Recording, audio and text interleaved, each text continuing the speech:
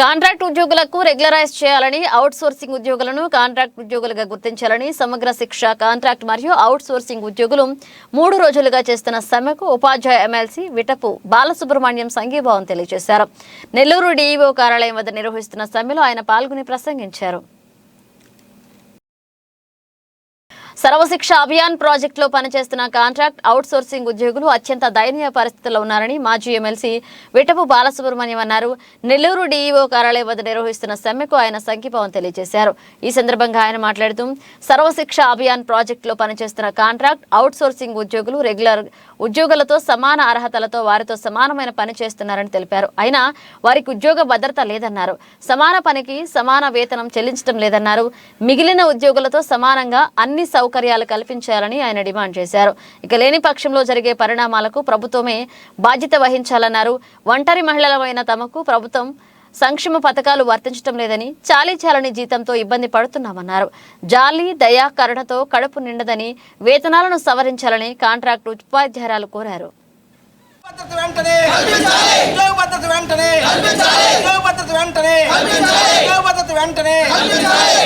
సమగ్ర శిక్ష ఉద్యోగుల ఐక్యత, సమగ్ర శిక్ష ఉద్యోగుల ఐక్యత చేయాలి.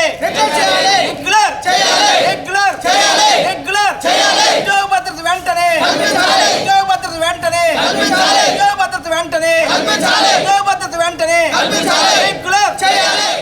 వీళ్ళు రెగ్యులర్ గవర్నమెంట్ డిపార్ట్మెంటల్ ఉద్యోగులతో సమానంగా అర్హతలతో పని చేస్తున్నప్పటికీ వీళ్ళ పరిస్థితి అత్యంత దయనీయంగా.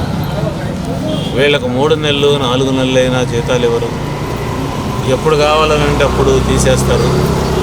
అధికారుల దయాదాక్షిణ్యం మీద బతకాల్సినటువంటి పరిస్థితి. అంతేకాదు వీళ్ళు మిగతా ఉద్యోగుల్లాగా రెగ్యులరైజ్ కావడం కానీ మరొకటి కానీ లేదు. జీతాలు పెరగడము అనేటటువంటిది అసలే లేదు.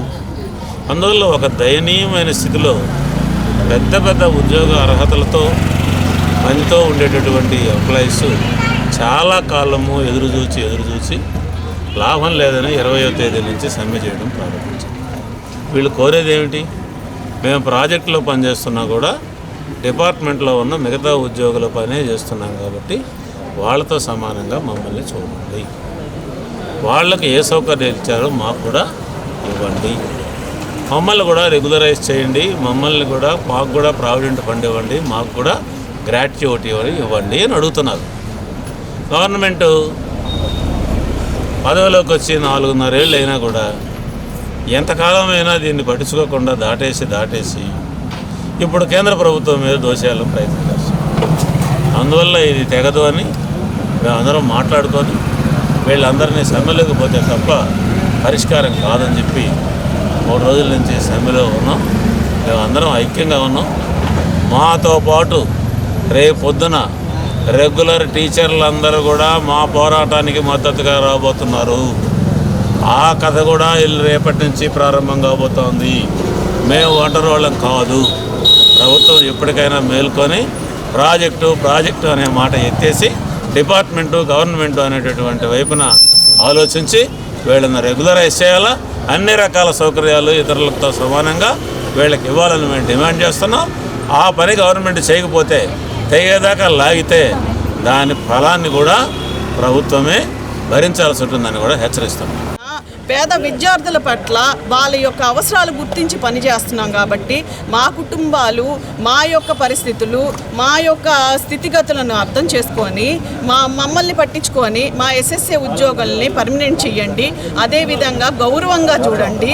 అదేవిధంగా మాకు కావాల్సినవన్నీ కూడా, మాకు హెల్త్ కార్డులు లేవు, మాకు రేషన్ కార్డులు లేవు, ఆరోగ్యశ్రీ కార్డులు కానీ ఎటువంటి సంక్షేమ పథకాలు మాకు లేవు. కేవలం మేము కష్టపడి పనిచేస్తున్న విధానాన్ని బట్టి మాకు ఎటువంటి ప్రభుత్వ పథకాలు మాకు వర్తించలేదు. నేను కూడా ఒక విధవరాలని అయినప్పటికీ నాకు ఎటువంటి విడో పెన్షన్ కూడా లేదు. ఎందుకంటే నువ్వు కష్టపడుతున్నావు, ఇంట్లో కూర్చుంటే మేము ఇస్తాం, ఇంట్లో కష్టపడుతున్నారని. కాబట్టి మాకు సంక్షేమ పథకాలు లేవు. కానీ ఇన్ని సంవత్సరాల నుంచి చేస్తున్నాం కాబట్టి మమ్మల్ని పర్మనెంట్ చేయవలసిందిగా ఈ రాష్ట్ర ప్రభుత్వాన్ని కోరుకుంటున్నాం. ఈ ప్రభుత్వం కానీ మా ఎడల దయచూపకపోతే మేమందరం ఏకధాటిగా ఇంకా ముందు ఈ సమ్మెను కొనసాగిస్తామని మేము కోరుకుంటున్నాము.